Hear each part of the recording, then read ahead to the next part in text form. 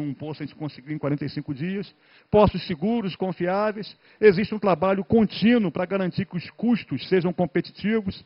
Como nós temos contaminantes, muitas vezes são necessários materiais especiais. E existe um trabalho enorme do Centro de Pesquisas tentando identificar ligas que possam resistir a esses contaminantes, que sejam mais baratas do que aquelas que são utilizadas mais comumente, e, acima de tudo, garantir que esses poços possam ter a produtividade que o reservatório permite ter, que sejam poços de alta vazão, porque tendo poços de alta vazão, se reduz o número de poços, e quase 50% do investimento total nosso no pré-sal é associado à perfuração de poços. Poços são caros, porque as sondas são caras. Uma sonda para perfuração de poços em águas profundas tem o aluguel em torno de $500 mil por dia. Então, reduzir o número de poços reduz a demanda por sondas, reduz o investimento, desde que a gente tenha mais produção por poço. Reduzir o tempo de perfuração também afeta diretamente o nosso fluxo de caixa, porque reduz os investimentos. Na área submarina, como a gente está em águas ultraprofundas, lidando com contaminantes, lidando com condições meteorológicas que são bastante particulares. Na Bacia de Santos, as condições de onda, vento, correnteza são mais severas que na Bacia de Campos. Em alguns casos, mais severas que no Golfo do México. O Golfo do México nós temos os furacões, não temos aqui, pelo menos na intensidade que nós temos no Golfo do México, esse tipo de fenômeno.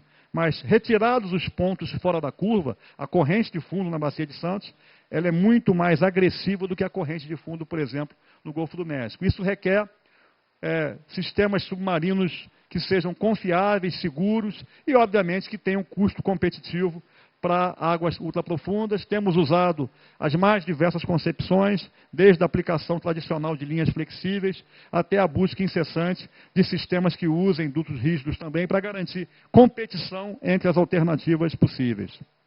E no caso das unidades de produção, são unidades de grande porte, tipicamente unidades para produzir 150 mil barris por dia de petróleo, para processar de 6 a 8 milhões de metros cúbicos por dia de gás, e que tem que lidar com os contaminantes aonde eles ocorrerem, CO2 e H2S. São unidades de grande porte e a gente tem tido muito sucesso no projeto e operação dessas unidades. Estou chegando no final, queria compartilhar agora um pouquinho assim daquilo que de dentro do helicóptero a gente enxerga quando olha para frente, né? A gente passeou de helicóptero, veio lá de 2006 para cá, sobrevoando, conseguiu ter uma ideia muito boa daquilo que a gente já conhece. Eu queria compartilhar assim aquilo que, botando o farol alto, a gente enxerga lá na frente. E eu vou começar compartilhando uma informação que não tem vínculo direto, a princípio, com o pré-sal, mas tem vínculo com a indústria de energia. Que eu quero mais adiante tentar mostrar a importância do pré-sal para a sociedade no que diz respeito a fornecimento de energia. O consumo de energia no mundo tem crescido. Esse é um dado público, né, da IEA, dado de 2010. Aqui está o consumo de energia no mundo em 1990, consumo total de 8,1 bilhões de toneladas equivalentes. Não importa muito a unidade, importa aqui a evolução do número.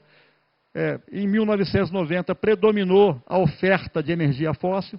Em 2010, o número cresceu, o consumo mundial cresceu de 8,1 para 12 bilhões de toneladas equivalentes.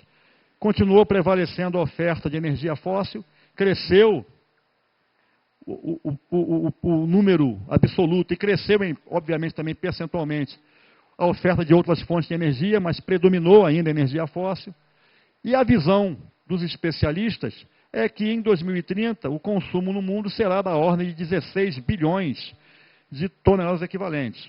Energia é bem-estar, né? Por mais que seja razoável e seja a meta de todos nós a cada dia e das nossas organizações, aumentar a eficiência energética, conseguir o mesmo bem-estar consumindo menos energia, mas o mundo não vive sem energia, né?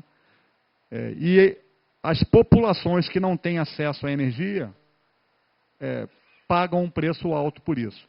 É um dado interessante, em torno de 1/3 da população mundial não conhece nenhuma fonte de energia moderna. Queima biomassa.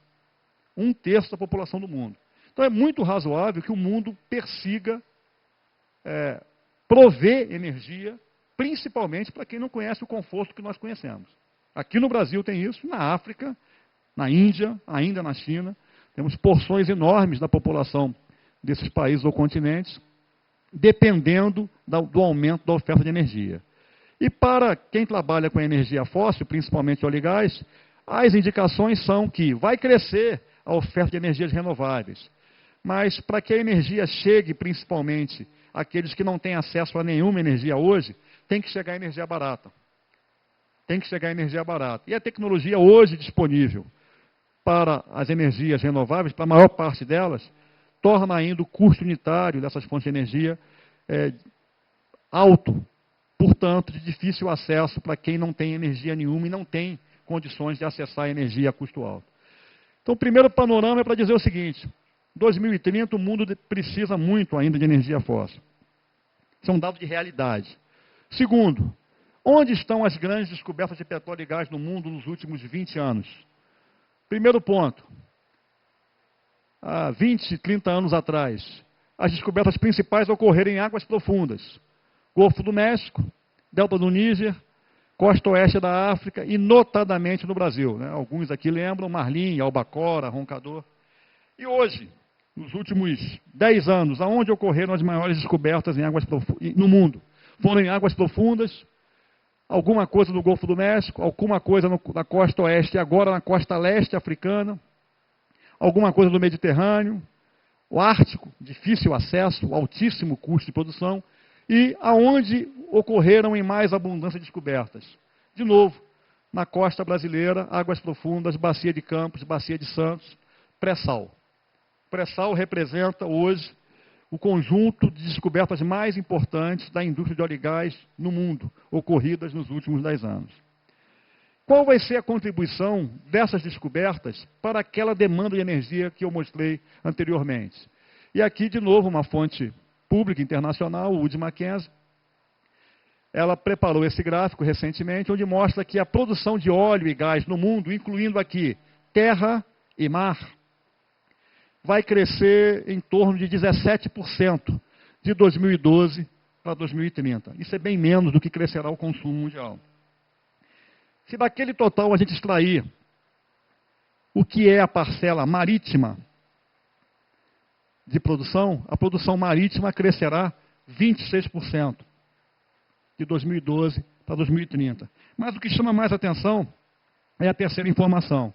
A produção em águas profundas crescerá 90% de 2012 para 2030. E no gráfico dessa fonte internacional, ele diz de onde virá essa produção. E é fácil concluir. É da América do Sul. De onde? Do pré-sal. Então o pré-sal será a maior fonte de crescimento da produção de gás, de óleo e gás em águas profundas no mundo nos próximos 20 anos, de forma a atender, a colaborar com o atendimento daquela demanda. Essa produção do pré-sal sozinha não atende aquela demanda. Até porque a produção em águas profundas é bem menor do que a produção total no mundo. Mas é uma fonte importante.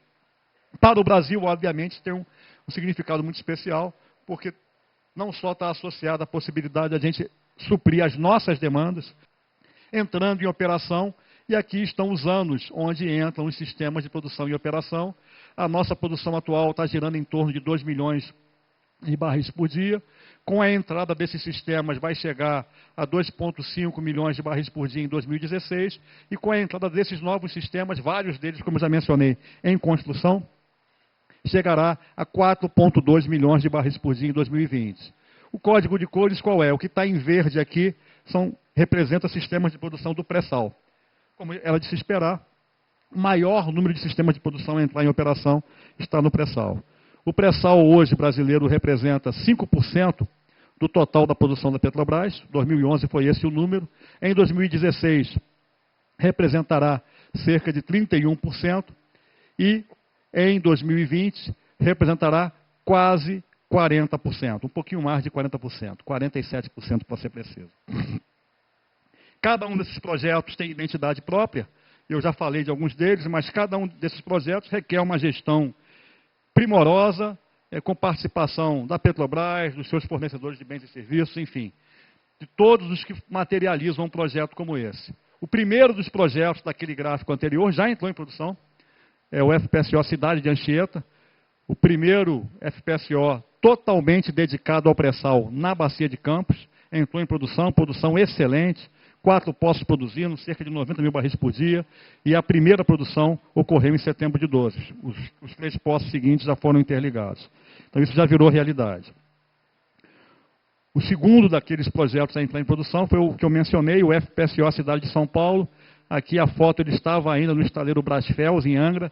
Hoje ele está lá no campo de Sapinhoá, fazendo a operação de ancoragem, para que brevemente, no máximo aí em janeiro de 2013, ele entre em produção. Estamos trabalhando para tentar antecipar em alguns dias a produção, mas certamente de janeiro não passa. O próximo na sequência, o piloto do Lula Nordeste. Essa é uma foto não recente do navio. A foto recente hoje mostra o topsides, a planta de processo coberta dos equipamentos de processo. Está na Brasfels, em fase final de interligação dos vasos de processo e tubulações. Navegará em breve para a locação na área de Lula Nordeste. Início da produção em maio de 13. Aqui é a foto do navio que está sendo convertido na China e os topsides estão sendo construídos no Brasil. A integração final vai ser feita no Brasil, que é chamado FPSO Cidade de Ilhabela.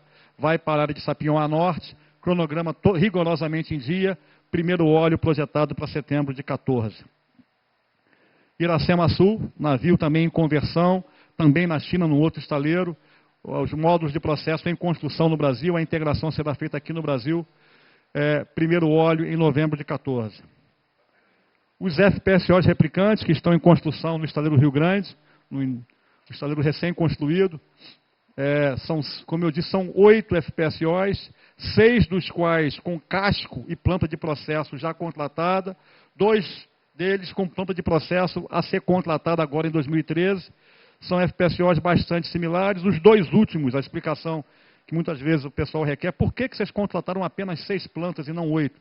É que os 2 últimos, pelo tamanho do portfólio do pré-sal, eles podem ser utilizados em outras áreas diferentes das inicialmente projetadas e estão tendo resultados melhores. Então a gente quer tirar a limpo essa questão, não é por falta de local para uso, é por sobra de local para uso. Dado que o tempo está a nosso favor, a gente quer decidir qual é o melhor desenho para as plantas de processo e vai tomar essa decisão agora, no início de 13. Mas estão em andamento as construções. O primeiro desses navios entra em produção em janeiro de 16. É um grande programa de construção naval que a Petrobras está acompanhando, obviamente, muito de perto, para evitar que ocorram atrasos. Os 4 FPSOs para a seção onerosa, os 4 primeiros. Aqui a foto do primeiro deles entrando aqui no estaleiro Inhaúma, a P-74, que vai para a área de Franco. Primeiro óleo previsto para julho de 16, os 4 cascos contratados, as plantas de processo em licitação nesse momento.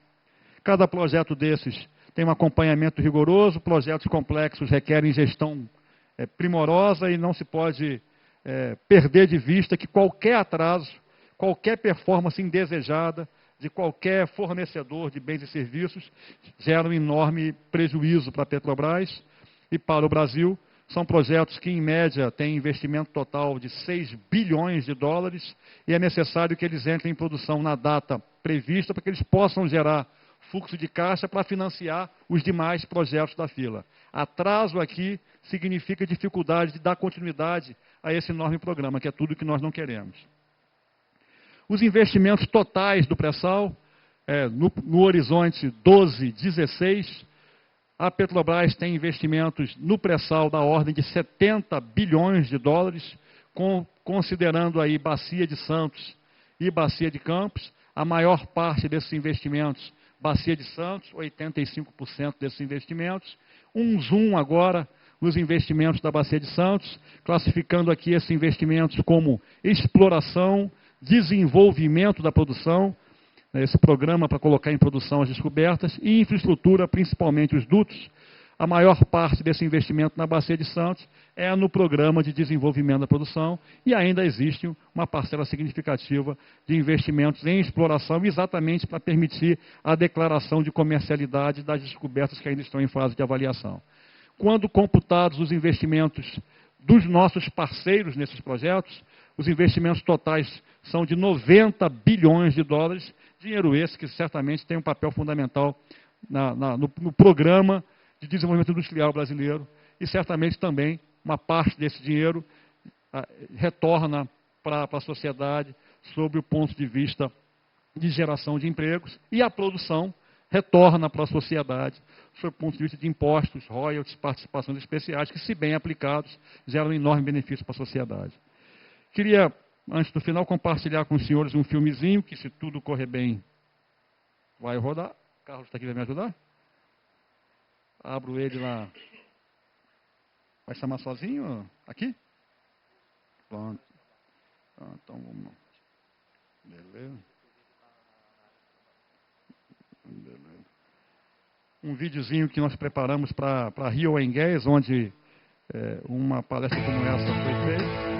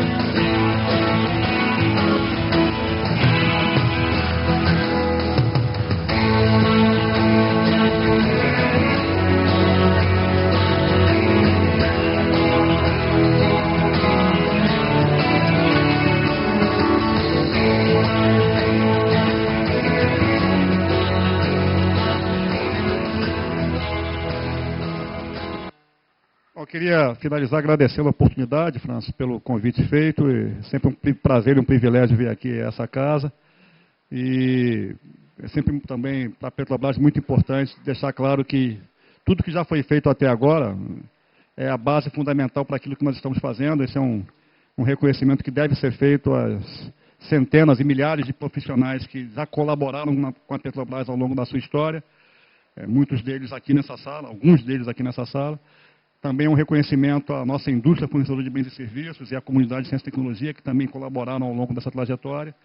E esse ponto de partida, gerado por essa experiência acumulada, é que nos dá a confiança de que nessa jornada a gente vai ter também muito sucesso. Aqui, uma vez me perguntaram como é que é esse desafio do pré-sal. Aqui não tem desafio, aqui é uma jornada técnica, onde as pessoas sabem o que tem que ser feito, fazem bem feito aquilo que tem que ser feito. Como toda jornada requer planejamento.